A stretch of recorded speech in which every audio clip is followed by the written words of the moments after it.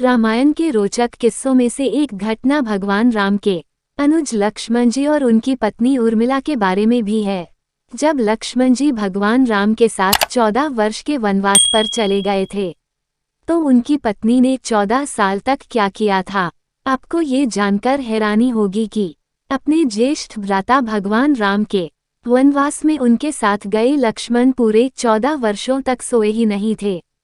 सुनने में यह बात कुछ अतिशयोक्ति प्रतीत होती है, लेकिन ये पूर्णतः सच है।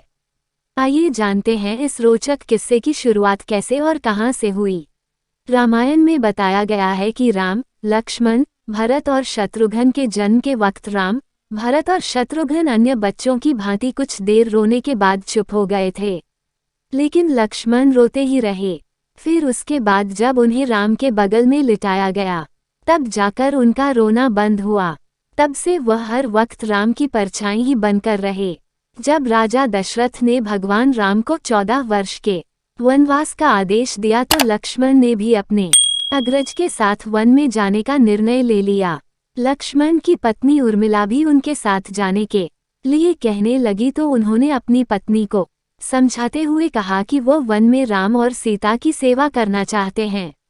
अगर उर्मिला भी उनके साथ जाएंगी तो उनके काम में विघ्न पड़ेगा। उर्मिला ने दिल पर पत्थर रखकर लक्ष्मण जी की ये बात मान ली और वो उनके साथ नहीं गईं। वन में जब राम और सीता अपनी कुटिया में विश्राम कर रहे थे, तो लक्ष्मण प्रहरी के रूप में कुटिया के बाहर पहरा दे रहे थे। तभी रात में उनके समक्ष निद्रा देवी प्रकट हुई। तब लक्ष्मण ने निद्रा देवी से वरदान मांगा कि उन्हें 14 वर्षों के लिए निद्रा से मुक्त कर दें। निद्रा देवी ने लक्ष्मण को वरदान दे दिया, लेकिन साथ में ये भी शर्त रखी कि उनके हिस्से की निद्रा को किसी न किसी को लेनी पड़ेगी।